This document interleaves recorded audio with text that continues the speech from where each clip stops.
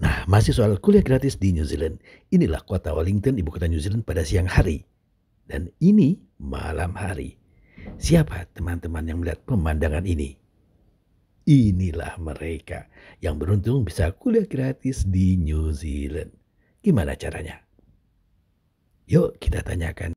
Oke guys, assalamualaikum. Kita jumpa lagi dengan teman-teman yang bisa sekolah gratis ke New Zealand. Kita kenalan yuk dengan mereka. Dari kanan yang paling keren ini. Oh, halo, nama saya Hikman. Kuliahnya di ITNAS Bandung, jurusannya Desain Produk.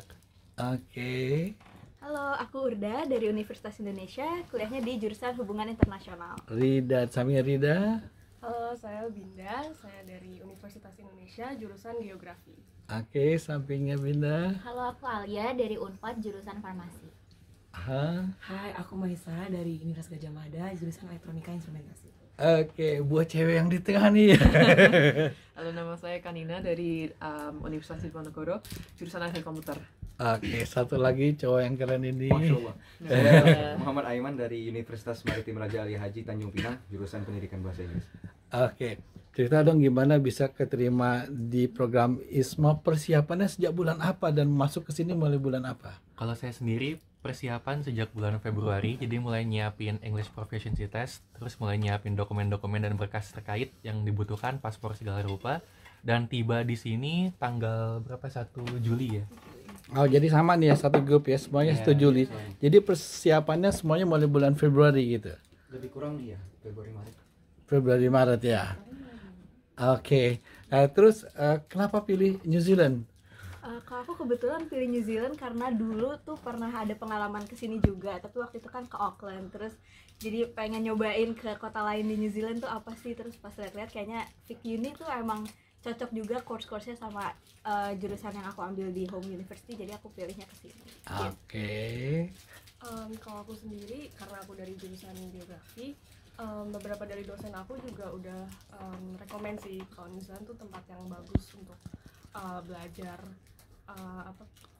manajemen alam dan juga tata pepakannya juga. Jadi aku senang banget di sini bisa belajar kedua hal itu.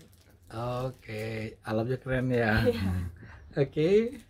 Kalau buat aku, karena dulu waktu COVID itu New Zealand salah satu negara yang paling bagus buat ngadepin COVID. Sebagai anak kesehatan juga penasaran gitu loh bagaimana sistem kesehatan publiknya New Zealand untuk mencegah COVID itu. Jadi aku tertarik ke New Zealand karena sistem kesehatannya yang bagus. Oh iya, emang sama COVID di sini strict banget ya. Iya.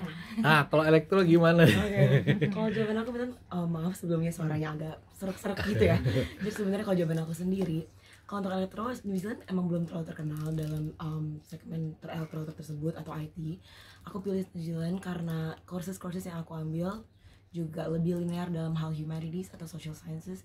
So I want to learn something new, something more, lebih hal baru yang gak aku pernah dapetin sebelumnya di elektro. Jadi aku belajar hal yang completely different from what I learned previously.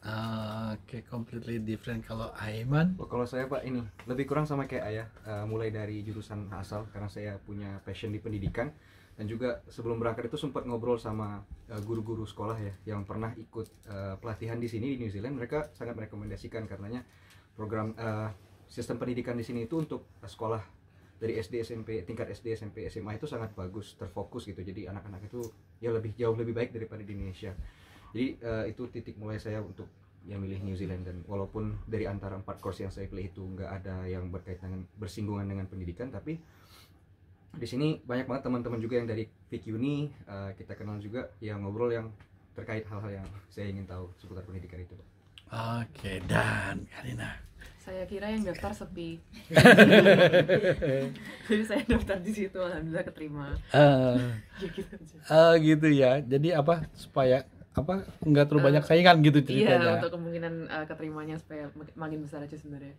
Oke, nah sharing dong apa kira-kira yang bikin kamu bisa lolos program ISMA ini. Mungkin teman-teman pengen tahu kira-kira di mana fokusnya. Masing-masing teman mungkin beda-beda ya.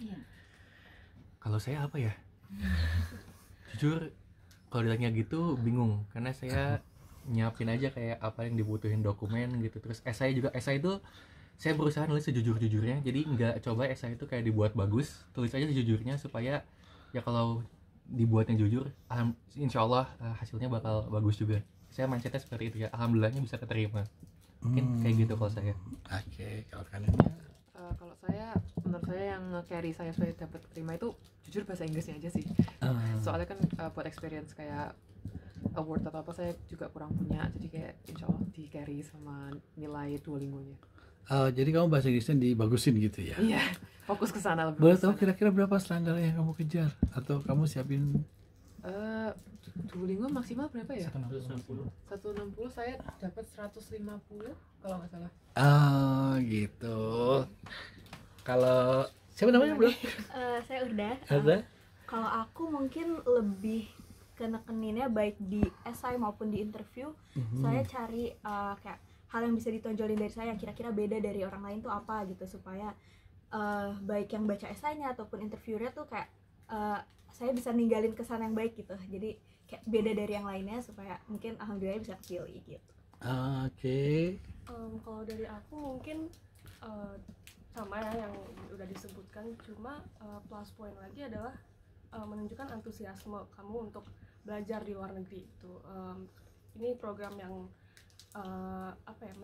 menunjukkan kalau kita tuh mahasiswa Indonesia gitu. Jadi kita harus menunjukkan antusiasme kalau kita bisa mewakili Indonesia seperti itu. Alright. Nah, sampingnya nih. Kalau dari aku karena Isma termasuk beasiswa prestasi, ini juga kebetulan percobaan kedua aku setelah tahun pertama gagal dan aku merasa kurang waktu itu di prestasi akademik non akademik. Jadi menurut aku yang paling membantu itu buat keterima itu dari pengalaman akademik sama non akademik, karena nantinya juga dimasukin ke esai gitu. Oh, jadi sempat gagal kemarin, coba lagi ya? Iya, gagal tahun pertama. Keren ya. Hebat, pantang menyerah. Pantang menyerah.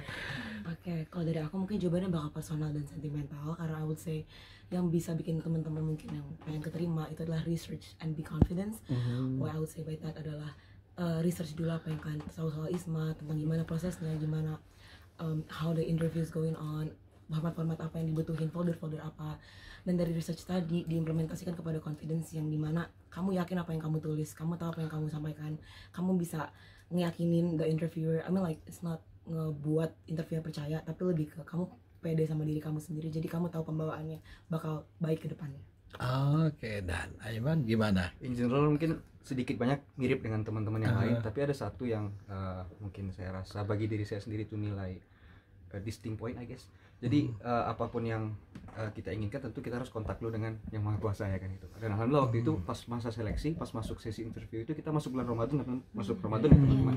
Nah itu saya dapat waktu itu setelah sesi interview itu masuk ke malam-malam terakhir, 10 malam terakhir, dan itu kencengin banget.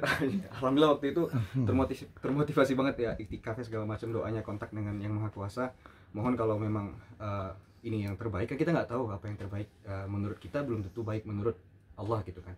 Jadi saya mohon bahwa kiranya ini baik, mohon Allah mudahkan, dan kiranya ini mungkin Allah punya rencana yang lebih baik ya, saya mohon beri kekuatan buat ikhlas gak diterima gitu. Dan juga tentu yang penting juga ya, benar doa restu orang tua, mohon dukungan dari mereka. Dan ya faktor-faktor yang kadang di luar dugaan kita, walaupun kita sudah mantap 100% bisa jadi hasilnya nggak sesuai dengan yang kita inginkan. Mungkin itu dari saya. Jadi doanya dikuatin ya. Ya benar. Oh ya teman-teman, ini kan ceritanya sih sekolah gratis ke New Zealand lewat program ISMA. Apa benar nih gratis? Cerita dong. Iya, betul. Dibiayainnya full sama negara. Emang ada sih kayak biaya yang kita harus keluarin pribadi paling untuk pembuatan paspor bagi yang belum atau bagi yang memperbaharui paspor. Tapi sisanya kayak biaya perjalanan, terus living cost di sini dan segala macam ditanggung oleh ISMA. Oke. Bisa tambahin berapa sih kira-kira? Mungkin bisa diceritakan lagi. Sebenarnya kalau misalkan nominalnya sendiri itu kan tergantung kita terimanya di mana ya. Jadi jumlah nominalnya itu pasti menyesuaikan dengan kebutuhan di setiap negara. Jadi apa yang bisa aku kasih tahu, mungkin sebenarnya tuh uangnya cukup banget buat kita hidup secara comfortable di sini, dan rata-ratanya juga di setiap negara itu kalau dikonversi ke rupiah itu kurang lebih sama, jadi nggak ada perbedaan yang terlalu jauh jomplang gitu dari tiap region gitu sih.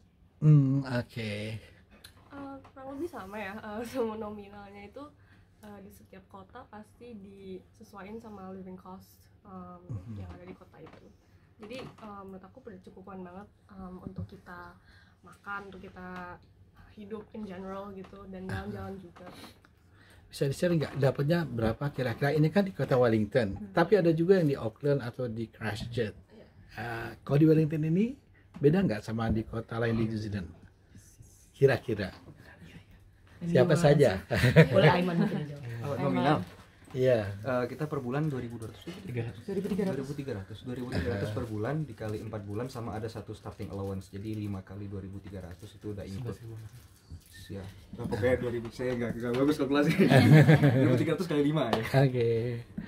Oke, dengan kota lain di New Zealand juga sama atau beda? Beda dikit. Beda sedikit, kurang lebih setahu saya beda-bedanya ada sekitar 100 New Zealand dollars karena kebetulan ke Wellington adalah di capital city. Kurang lebih Wellington sama Auckland itu punya nominal yang sama, tapi kota-kota lainnya mungkin beda. Oke, satu lagi deh, 2-3 kata aja. Apa yang harus dipersiapkan sebelum ke New Zealand? Tiap orang beda-beda ini, satu pilih. Yang dipersiapkan niat. Ya itu. Lihat ya, oke. Kalau dari aku mungkin baju tebel kali ya, karena kebetulan datangnya pas winter dan ternyata dingin banget, jadi harus siap-siap bawa baju tebel. Oke. Kalau menurut aku English proficiency test itu penting banget untuk ini sama research. Sama riset, oke. Kalau dari aku yang perlu disiapin, siap untuk jarak makan Indonesia di sini karena ini jarang dan mahal. Oke. Cuman aku masih sama sebelumnya tadi, sama research juga, because New Zealand has lots of beautiful things that they offer, such as landscapes. Jadi kalau bisa riset kalian pengen kesini kemana aja, so that you can explore as much potential as New Zealand offers. Oke. Kalau dari saya, pertama ya tadi kalau mungkin teman-teman punya kebutuhan khusus seperti alergi, dingin, kalau udara insya Allah bersih sini ya, udara dingin segala macam ya tentu dipersiapkan yang sesuai dengan kebutuhannya. Sama satu lagi bagi saya yang kerasa kebanting banget waktu kuliahnya itu readingnya kurang. Jadi mungkin teman-teman yang mau persiapan dari sekarang itu readingnya harus dikencengin, bahasa Inggrisnya, kosakatanya, karena kalau enggak itu bakal keteteran banget. Walaupun DET-nya atau IELTS-nya itu 7.5 ya, DET 130, 140, kalau nggak kebiasa dengan readingnya bakal susah buat essay, research dan semuanya nanti. Oke, Karina.